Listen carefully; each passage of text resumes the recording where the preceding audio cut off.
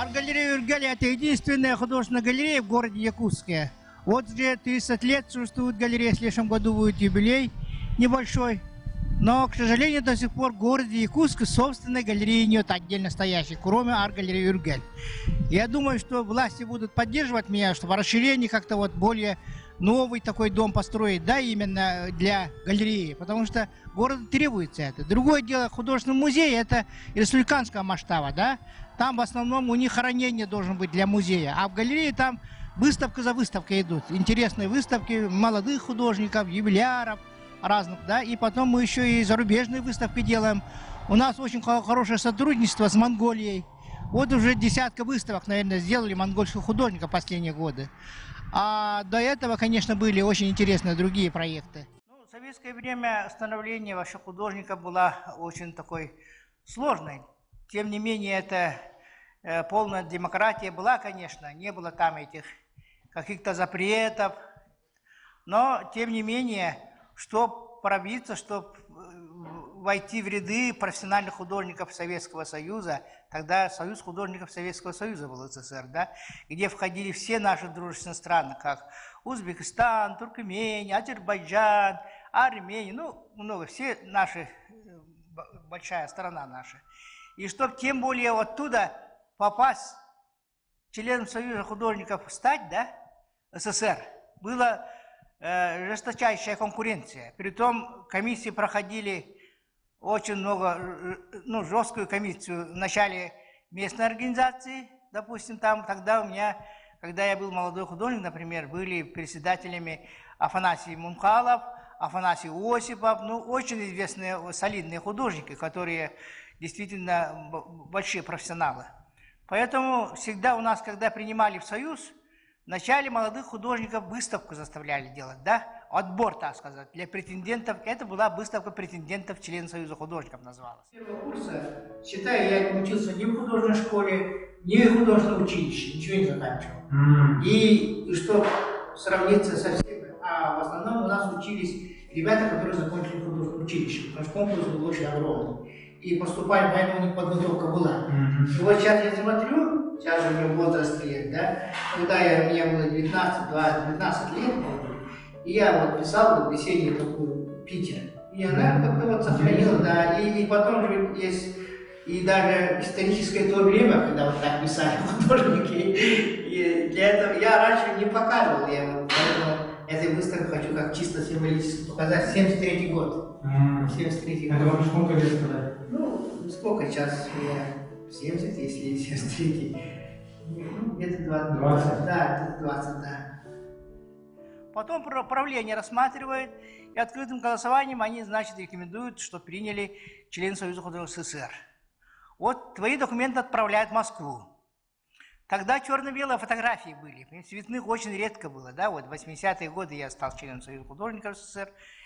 И вот, и порой из-за этого многие художники пострадали, потому что черно-белому очень трудно видеть цвет, например. Вот это если черно-белое сделать, то этого цвета не увидишь, да, это надо вообразить. Поэтому многих художников не принимали, потому что фотографии доходили до Москвы, и они рассматривали эти черно-белые фотографии, комиссия Союза художников СССР, где одни народные художники, академики там заседали, да, человек обычно, ну, 10-15 бывает такой комиссии. И тогда, значит, в эту комиссию вошел наш Афанасий Николаевич Осипов. Но он постоянно не заседал у них. Когда он бывает в Москве, вдруг прием идет, да, прием новых членов, тогда его зовут. А Афанасий здесь, пускай он присутствует, да. Тем более его люди поступают, если, да. И вот был случай. Первая выставка, в которой я участвовал, молодежная выставка, это была, так, как называлась-то? Молодежная выставка СССР называлась «Молодость страны». Вот такой огромная выставка. В Центральном доме художника делалось это. Отбирали очень один из лучших работ. Туда, значит, попала вот моя выставка, работа «Мой путь», который вот здесь висит, кстати, триптих, вот потом снимите, да? И тех времен эта работа у меня тут висит. И вот эту работу я выставил, и там многие художники заметили, искусствоведы и прочее, да, в том числе председатель Союза художников Сидоров, Валентин Сидоров. Он долгое время был председателем Союза художников СССР. И вот когда заседали, фотографии смотрели, живописная комиссия, увидев мои работы, сказали, это графическая работа, черно-белые же они были, фотографии. Тут явно это не живопись, он графическое отделение пускай поступает типа, да? Но что хорошо, что они не отсекали, потом все равно большая комиссия все равно смотрела, хоть кого там забраковали или как, да? И вот когда смотрели, Сидоров смотрит это фотографии и спрашивает Афанасия Николаевича, Афоня, это тот парень, у которого Центральный дом художника очень хорошо смотрелась работа. Это же цветная работа, очень красивая. И он сказал ему, да, это он. Ну, чего наша комиссия это забраковала? Ну, света же не видно, там же черно-белые фотографии. Говорит. Ну, какой разговор? Мы же его отметили вообще дипломом и прочее. Принимаем без всякого. Вот так я и поступил в член Союза художников СССР тогда еще, в 1981 году. Это где-то 80-е годы. Первый, так сказать, эта работа я вошел в искусство якутское и так, надеюсь, останусь.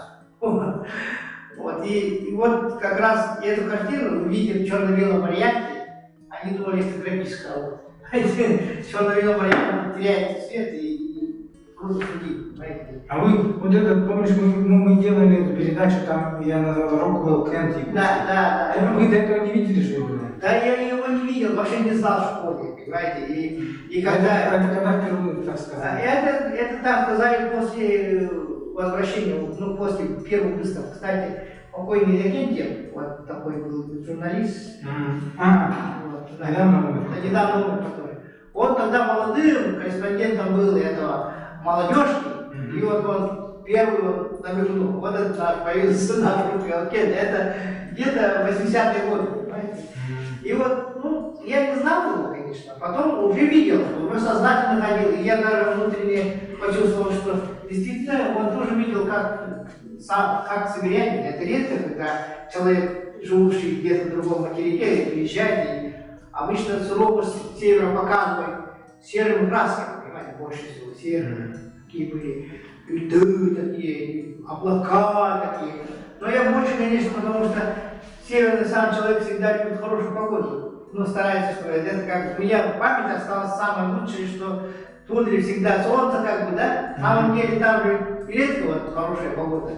Там пурга, там дожди, там ветер, нынче летом был я на родине, 20 дней я не мог выйти из дома, потому что была сквальная такая, типа, ну, такой ураган. Лето, июль месяц, здесь была жара, и тут еще пожары были. А там вообще вот такое. И также вот других наших художников принимали, поэтому надо сказать, что качество именно художников, которые вот поступали в те времена, были очень, ну так, порядком выше, можно сказать, сейчас то, что сейчас происходит вообще в нашей стране. Сейчас везде, конечно, молодых принимают, но есть, я не хочу сказать, что сейчас новые таланты растут, по-разному работают совершенно, новые видения после перестройки, как вы знаете. И вот этот злополучный такой соцреализм ушел, хотя сейчас снова, допустим, стало модным стала вообще вот работа соцреализма, да, которые сейчас с удовольствием покупают зарубежные эти коллекционеры, потому что в это время, 60-е годы особенно, создана самая, вот в этом веке, 20 веке, самая лучшая работа вообще российских художников. Вот. Поэтому, ну так, после перестройки, конечно, все говорили, это все старое реалистическое искусство, которое вообще никому не нужно, надо новое, что-то там авангардное, и новое видение, и все прочее. Но это всегда, все времена были, понимаете. Были тогда, когда я учился в Санкт-Петербурге, была выставка, вот, период бульдозерной выставки, когда вот хрущевская оттепель, до этого вот как эти работы художников, бульдозером сравнялись с землей, и эти художники потом стали идолами вообще за рубежом, ну, уехали за рубеж, потом стали, сейчас его баснословные деньги стоят, эти картины, которые тогда, значит, наши загребли, как сказать. Вот в те времена учился студентом в Питере, и мы ходили вот на запрещенные такие выставки, знаете, квартирные выставки были, и закрытые там на Васильевском острове, я помню, однажды вот ходили туда, и облаву сделали наши милиционеры, и давай, кто там ходит, ну, такой инакомыслие и прочее, понимаете ли, и тогда поймали одного нашего студента, такой высокий, такой бородатый, такой художник, студент был. И его поймали, ну, его там допрашивали долго, несколько часов. И пока смотрели его чертежи, мы еще и как педагоги учили же и чертежи и прочее, эпюры делали. Эпюры это очень сложная такой вид чертежа, да, вот когда вот делает разрезы зданий и прочее. И вот они вот эти чертежи никак не могли разобраться. Это что, это соцреализм входит или не входит, это искусство или не искусство. Он смеялся, рассказывал, как они долго голову ломали, что это сделал он, прочее. Ну вот, такие времена были, да, советское время. Ну, сейчас идет, в общем-то, такое немножко ностальгия сейчас Союза в целом. Но я не хочу сказать, что тогда все было очень прекрасно. Вот пример тому, что вот мы не могли видеть, что творится во всем мире, понимаете? Страна была закрытая. И мы не могли видеть, что лучших музыкантов, например, это Битлсов, я слушал тело Спидола, вот такая радио была, ловили через «Голос Америки» и прочее. Но, тем не менее, продвинутые люди очень хорошо знали. И из-под полы продавали пластинки эти, знаете, наверное, очень такой дорого, в черном рынке покупали. Но потом, когда уже достояние, когда уже Россия уже открыла границы, и все страны, все артисты и художники часто приезжали, и наша Третьяковка часто делала выставку за рубежом, и многие. И после, конечно, уже развитие шло во все направления, можно сказать. Я, кстати, не сторонник только чисто реалистического искусства. Я стараюсь понимать и другое формалистическое искусство, как говорится, да, формалистическое искусство назвали раньше в советское время. Вот искусство, которое, ну, еще говорили, левацкое искусство, левые люди. Ну вот, но это, видите ли, на любителя, и потом же ведь все равно, если так сказать, история искусства, это течение все-таки выдающихся художников остались истории, такие как Малевич, Пикассо, допустим, да, из России, Кандинский, такие, они стали отцами вообще авангардистского, абстракционистского искусства, вот, Кандинский, например. Они родом с России, это российские художники были. И те времена вот они были закрыты для себя, для страны. И сейчас вот кругозор расширился, сейчас очень много молодых художников, везде сейчас время интернета. Пожалуйста, все равно ты видишь, где что происходит, и подобные вещи наши делают. Ну, хочу сказать, что якутское искусство уникальное искусство. В отличие от других регионов, Якутии заметили 60-е годы, как раз когда наша графика стала выходить на арену. И якутская графика сейчас 60-х годов, это Валериан Васильев, Мункалов, Элли Сипсов и Карамзин, они вошли в золотой фонд вообще российского искусства. Такого масштаба, такого понятия культуры от маленькой республики, ну, такой малочисленный народ, да, как вам сказать, но все равно по сравнению с другими крупными такими республиками, как Татарстан и прочее, Якутия вообще вот прогремела по всему Союзу. И выставки наших художников делали и за рубежом, и в многих странах. И с этого дня стали обращать внимание искусствоведы и вообще вот ценители искусства, что в таком холодном крае, как Якутия, на краю земли, как говорится, да, есть мастера высочайшего класса, и это подтвердили наше вот старшее поколение художников. Вот. Ну, сейчас что хочу сказать. Сейчас надо, чтобы молодые не останавливались, они дальше искали, и чтобы они при этом все равно опирались на народное искусство, на традиции, на культуру народа своего. Просто из пальца сосать нельзя. Вот, абстракция это значит замалевал, и все, и ты уже художник. Так нельзя так себя ставить. Поэтому они должны пройти очень хорошую школу, должны уметь, в конце концов, нормально рисовать, понимаете, или писать. После этого могут экспериментировать и искать свой путь, потому что искусство очень сложное. Это до конца жизни человек может искать и что-то новое открывать. Вот в нашей выставке вы увидите мои последние лет работы. И сейчас, когда открывал выставку, я стал настоящим долганином, потому что все поздравляли. Ассоциации коренных народов Севера. Первый, когда съезд был Ассоциации коренных народов Севера, я был делегатом. Кстати, что интересно, тогда был делегатом Афанасий Николаевич Осипов, понимаете, первый съезд малочисленных народов Севера был здесь. Кстати, тоже сейчас где-то больше 30 лет, как, наверное, создали эту ассоциацию. Очень уважаю. Он всегда меня, вот он один из моих пропагандистов, который всегда меня толкает, что малочисленные народы, они, ну, можем быть и председателем Союза, кстати, 3 уроков меня избрали, якутская же организация, допустим, да, и тогда тоже были внутри себя такие. Кстати, самый демократический союз, оказывается, союз художников Якутии, потому что в писателях там они даже по районам делятся же, ну, такой, заречная, Блюйская группа, да, поэтому 2 союза. А у нас такого не было. Тут Долганина, допустим, да, избирает на 3 срока председателем Союз художников Якутии. Единственное, тогда мне вопрос задавал такой был скульптор Петр Захар, кстати, автор вот памятника Аюнского, который на площади стоит. Он спрашивает меня, когда были выборы, такой каверзный вопрос.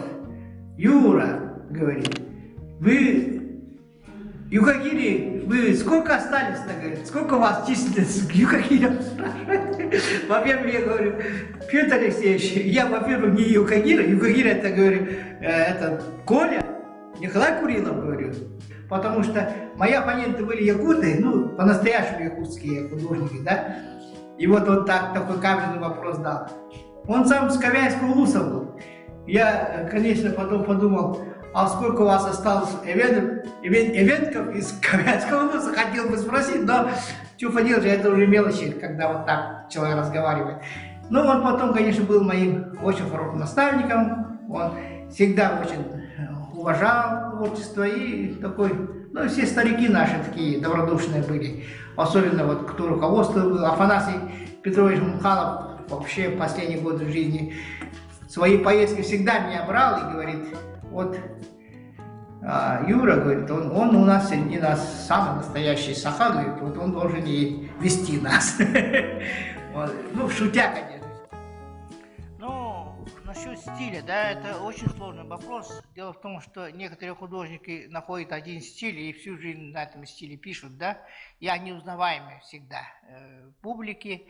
Но я не против того, чтобы человек экспериментировал, искал какие-то новые пути. Ну, если, к примеру, взять великий Пабло Пикассо, его разные периоды жизни были. Он прекрасно рисовал реалистически, кстати. И многие не знают, что он, наверное, просто не умеет рисовать, поэтому вот такие вещи делал. Ну, простой народ так думает, да. И особенно критикуют «Черный квадрат» Малевича, допустим, да. Вот они думают, что Малевич ничего не умел рисовать, он только «Черный квадрат» и сделал, и стал великим художником. К сожалению, это не так. Манифест – это целая философия, это манифест можно назвать, да. Вот Антонова так говорила, что «Черный квадрат» – это нельзя его рассматривать только как искусство, изобразительное искусство, а именно как манифест художника, вообще в целом, философия его, вот, в этом именно картина, она объясняла зрителям, да. Ну вот также я хочу сказать, что сейчас есть огромный простор. Особенно я хочу сказать, что стили наших художников формирует именно земля, на которой мы родились, что именно наша уникальная культура, она должна, именно подпитку должны иметь оттуда, художники. Нельзя при этом просто наружно, да, просто поверхностно, увлекаться экзотикой, понимаете ли. Если там Ленский писаница написал, значит, я современный художник. Нельзя так. Многие сейчас увлекаются, конечно, это в декоративном искусстве, очень много используют это. Но при этом надо перерабатывать самому художнику тоже. И взгляд свой должен иметь, свой угол зрения. Как-то пропустить через себя все это наше древнее искусство.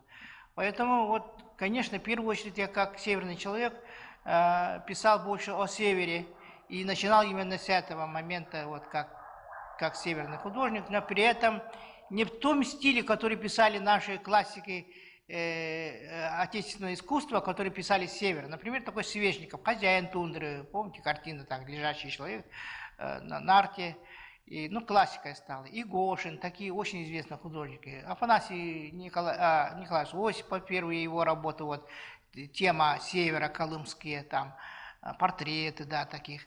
Ну, в таком стиле многие писали именно в советское время, и север показывали, будь здоров, конечно. И я более новизной, считаю, российского искусства вел именно более современно, как-то вот Андрей Яковлев. Это российский художник. Был я знаком с ним, питерский художник, народный художник. Сейчас его многие вещи Третьяковской в Русском музее висят. Это он ездил на Чукотку, он зимовал там дважды. И он вообще вот по Камчатке, по этой... так, вот север Якутии, но он не заезжал только в Якутию. Я спрашивал: Андрей, почему вот ты не писал-то вот такое огромное пространство Якутии, как-то ты белым пятном оставил в своем творчестве? А что Юра говорит: у вас есть прекрасно свои художники, зачем мне туда вмешиваться, говорит. Без меня они прекрасно создали образ этой страны, этой республики, такие, как, говорит, мой друг Афанасий Осипов, как Афанасий Мункалов, Валериан Васильев. Это высочайшего уровня художника, он говорил. Поэтому я вот писал, вот, значит, Долгано-Ненецкий округ, он туда ездил, Нганасан писал. Особенно славился, конечно, его серия «Чукотка», где вот картина «Счастливая», она вошла как его шедевр именно по тематике севера. И вот когда я начинал свой, так сказать, путь в Питере, когда я начинал писать самостоятельно свои картины, он меня советовал и помогал, между прочим. Он и мне, и даже своими реквизитами он поделился, вот когда я писал диплом.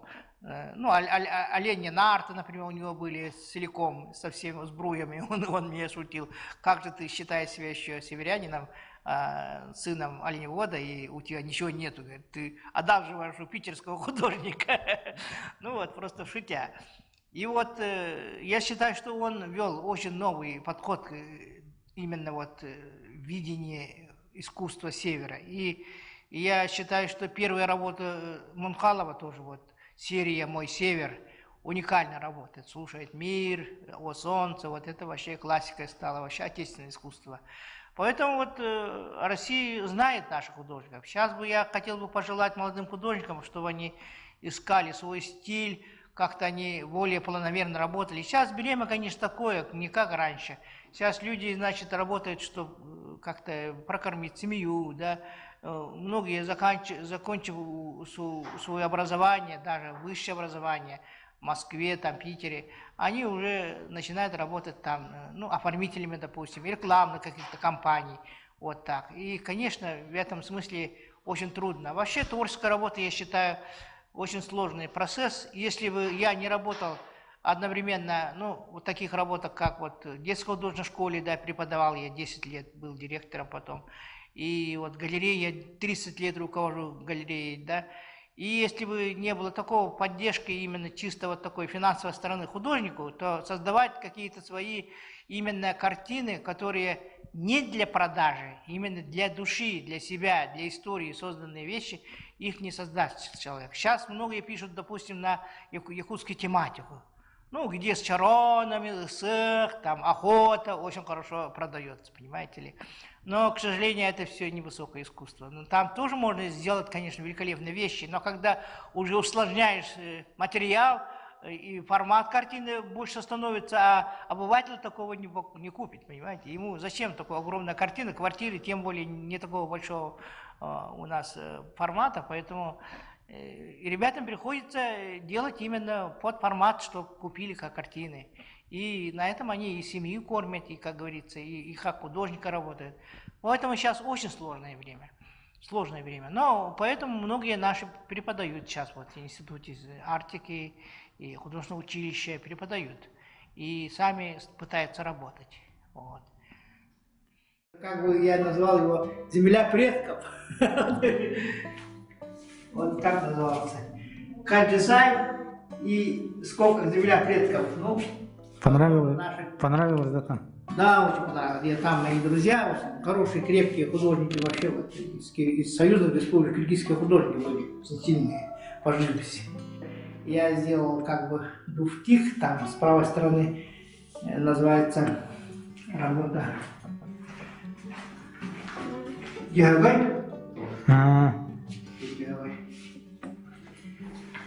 а это киселяхи, да? Да, это новое, только закончил. Возможно, даже краска сразу. Нет, выставила. Вечерний Закат, да, такой. красный. Красный. В творческом поиске, а раньше вообще люди сгорали чисто душевно, даже становились алкоголиками, понимаете ли. Это поиски, так сказать, своих каких-то мучений. Вообще вот творческая работа рождается мучение, понимаете. Ты вынашиваешь как ребенка долгую свою тематику, свою картину, если ты серьезно работаешь по этой теме. Поэтому, конечно, очень сложно дается художнику. Кажется, постороннему человеку, простому человеку, раз нарисовал и все, и тут что тут переживать-то, да, раз сделал и готово. Если серьезную работу делать, то надо много думать, даже ночами не спать, и даже может сниться какие-то сюжеты у тебя. Поэтому я молодым бы рекомендовал, конечно, вот эту тягу творчества не терять при всей сложности нашей повседневной жизни, чтобы там заработать, чтобы как-то вот проявиться. Конечно, сложно это, но тем не менее, если человек от природы имеет дар, то это все равно проявляется, понимаете? То единственное, как он будет вести себя там, я имею в виду, образ своей жизни. Вот. Это сложно. Но больше бы я рекомендовал еще больше кругозора, потому что художник – это мыслитель. Нельзя художник – это тот, который срисовывает с картины, с фотографии, это не художник, понимаете? Художник должен мыслить, притом наперед дальше, чем обыкновенно обыватели. Поэтому им надо много читать, посмотреть, вообще видеть, что творится во всем мире. И учиться лучших именно образцах изобразительного искусства. Вот сейчас я хочу сказать, что очень приятно, что Третьяковская галерея выездную выставку делает здесь, да, благодаря Министерству культуры нашей, да, вот, Юрий Степанович все-таки он очень много сделал, как министр новый, и вот через нашу галерею национальную вот перевезли с Третьяковской галереи. И я вот молодым художникам рекомендовал посмотреть эти работы, потому что не каждому сейчас наше трудное время съездить в Питер или в Москву, чтобы видеть эти картины в этих залах больших музеев, да. Поэтому сейчас как раз, и это самое главное, трудно, не видя оригинальной работы, только через фотографии или через видео определить, какой имеет значение эта работа. И вообще даже энергетика работы, когда вот подходишь к картине, она написана художником, но оттуда идет энергетика какая-то, понимаете? Это чувствуешь, когда ты видишь его воочию, в натуральном виде. Допустим, в театре, если снять через этот спектакль, да, видео, то все равно теряет же, чем видит в зале сидит, почувствовать это. Это то же самое в картине. Каждый мазок художника имеет свою энергетику, свою это самое. Поэтому всегда надо посещать музеи, картины, смотреть в оригинале. И тогда человек воспитывается внутренне, и он становится как-то вкус более чище, как-то выше, и понимает, что к чему. Юрий Васильевич, Это триптих. интересная абстракция. Да, это триптих называется «Лики Сибири». Это как вы к этому пришли? Вот резко же отличается по стилю. Да, ну вот постепенно вот если смотреть, да, вот такой стиль, вот этот, посмотри сюда. Ну, здесь вообще абстракция. Да, вот, отсюда, значит, вот пришел сюда. Ну, здесь совсем абстракцией нельзя его назвать. Видите, здесь средняя часть называется «Древо жизни». Вот этой картины. Красиво. Сергей. Древо жизни называется вот средняя часть. Правая часть «Лики Сибири». Типа Аллукмас, да? Это тут Аллукмас, типа, да. А с левой стороны Тоюк называется. Это женщина, девушка вот поет Тоюк. Смотри, у него на руке это тоже Чарон. Но Чарон тут много разных мыслей. Тут глаза 3 раза повторяются, видите, вот. Вот. Как бы она соединяет, и в то же время и в Чароне тоже эти глаза выглядывают оттуда. И вообще здесь 9 глаз, если посмотреть. Тоусхарах. Тоусхарах 9 глаз. Если посчитать, тут еще вот в этой дереве жизни изображены 2 шамана, молодой и старый. Старый шаман со своими этими. И вот он как бы передает свою эстафету молодому шаману. Вот. И она как бы символически, как древо жизни, как ангел масс внутри. Это вы задумали или приснилось этого? Как Задумал, но в результате многих поисков, понимаете, вначале художник ищет там форму главное, что как-то все она смотрелась, все органично, понимаете, и цвета подбирать. Да. Ага. Не так-то все просто. Эту картину, значит, я вывозил в этом. Только 9 мне пришлось. Правую и левую. Китай выставил. Такой выставка была последняя, перед закрытием пандемии. Была такая выставка российских художников всех самых лучших народных и заслуженных. Пригласили китайцы и сделали большую выставку. Закупкой работы. И вот я 2 выставил там. И там с Пекина были, такие коллекционеры, и все видеосъемкой. Сразу подбежали к моим этим работам, и они сняли, и сразу уже тому хозяину, который у нас выставлял, мы этого забиваем, это покупаем, сказали. А там российских много же художников было, там редко у кого там. И мои коллеги, главное, увидели первый раз там мои эти работы. Юра, ты вообще совсем изменился, ты же реалист, ты что, на левое искусство леваком, что ли, стал? И что интересно, они сейчас заинтересованы. Китайцы же любят же как фотографии работать. Почему вдруг такую они... А это были крутые китайцы. Они... Галерея современного искусства в Пекине, оказывается. И у них свои там тоже взгляды, свои интересы. Видимо, увидели что-то интересное, новое. И вот эти 2 работы там я оставил. Потом вот повторил, конечно. Центральную часть не пришлось вести, потому что сложно транспортировки. Вот эти 2 я... А это правая, как называется часть? Это называется «Лики Сибири». Вообще оттуда все зародилась эта картина. Первый раз эту картину сделал. «Лики Сибири». Вот это лицо человека, да? Такой, вот, с таким. И это как бы символизирует все народы, которые живут в Сибири. Много народностей, да, у нас в Сибири. Не считая даже малочисленных народов там. А, кстати, у вас у родственников какие-то шаманы там? Как вам сказать?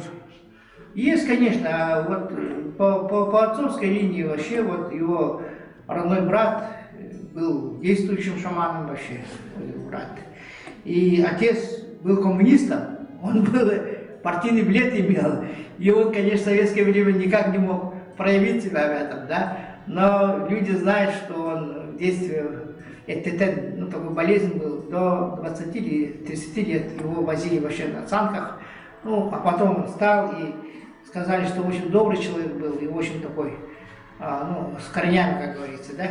Вот. А его родной брат Ануфрий, он открыто выступал, он еще вот. Я помню с детства, как его кто-то заболеет, да, в тундру поедут, юрту сделают, и там он шаманил, вот. И выходи, он лечил, между прочим, и те, значит, сразу это становилось легче. Мои древние корни оттуда, наверное, есть. Это люди, одаренные от природы. Многие в советское время считали шаманов вообще шарлатанами. Среди них есть такие, конечно, и сейчас есть много. Но вот настоящие, которые действительно вот связанные и такие способные, их же очень редко встретишь. И у нас тоже так же такое отношение было. Вот я даже заметил вот период художников, которые вот городские наши, городские. Я считаю, что был такой даже поэтический клуб «Белая лошадь». Я их называю белолошадники. понимаете ли? Люди, которые не были в деревне, не видели вообще жизнь якута по-настоящему, и они больше всего орали, что они якутское искусство творят, понимаете ли? А на самом деле не так. Надо там пожить хотя бы, почувствовать это.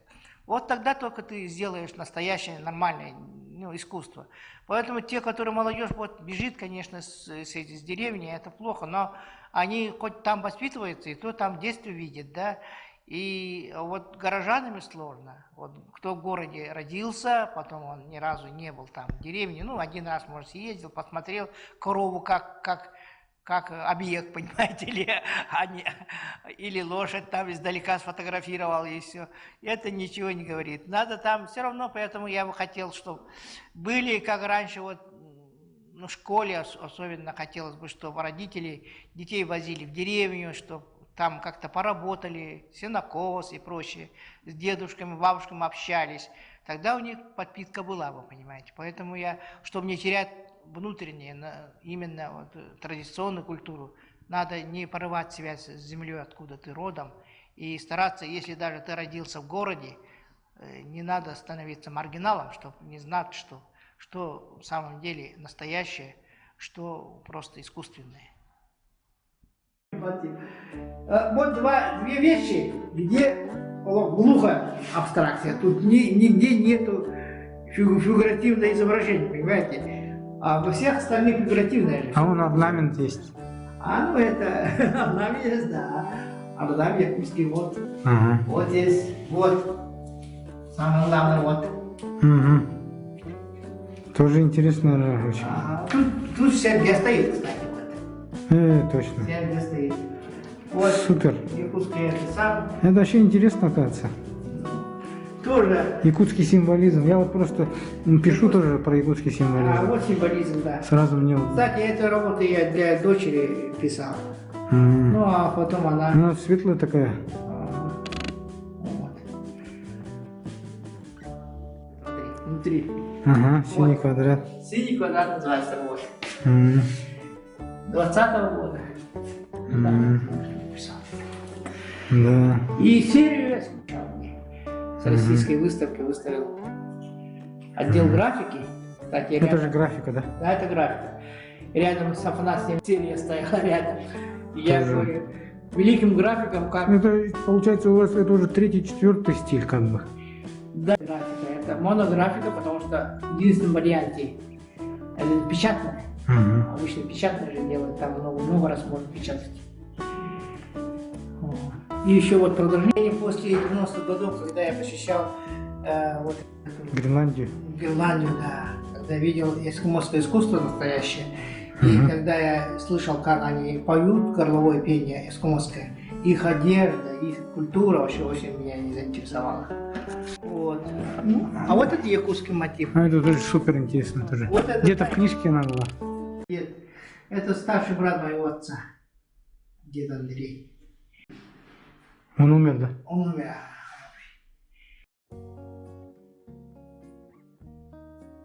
Еду с Питера, они жили на реке там недалеко от нашего поселка Юнкаи, и на моторной лодке я к ним подъезжал. И вот они все время вот выйдут на берег, стоят, такой фигуры несколько раз я запомнил, как они прощались, как они встречали. Вот. Ну, на этой теме я вот сделал. Жизнь продолжается, потому что я не хочу сказать, что народы севера вымирает, да? Все, вот молодой человек символ, вот он строит дом, вот с левой стороны. Он строит юрту, значит жизнь продолжается. Он о современной одежде, спортивной вот одежде он строит дом. И поэтому называется картина «Жизнь продолжается». Ну, то шапку отца интересно. Это из этого, из Пыжик. Париж, тут Лондон. Вот как раз я писал, а вот этот мост с Биг Бен там закрыт, там ресторации идет. Как раз с того места, где я писал по Клод Мане, известный Клод Мане. И я заходил в его это самое, гостиницу, где он останавливался, когда шел из берега вот этого реки Темзы, и вот он писал вот это. У него такие были наверное, помнишь, такие импрессистские такие картины, закат там, видны вот эти дворец парламента, вот это, да, и такой заря, и вода такая. Ну, тогда еще были мостовые у них деревянные, ну, те времена, да, 19 век, начало. А это? А это Монмартр, это самый такой... Париж. Париж, да, Монмартр. Это как бы прикоснулись там, Это тоже дань европейской школе. Да, европейской школе. Импрессионистской или какой-то. Да, вот, в таком духе. Кстати, я написал женщину, впереди вот с ребенком идет, это реальный человек, я у них в гости был, это историк, у нее муж эскимос из Канады, и она историк и искусствовед. Она мне подарила очень интересную книгу Матисса, называется, ну, такой, там наброски эскимосов он нарисовал. Никто не знает, что Матисс рисовал именно вот это. Вот она вот книгу такую подарила. Интересно. Вот она идет по Монмартру, я ее рисовал. Просто после прогуливались, после обеда.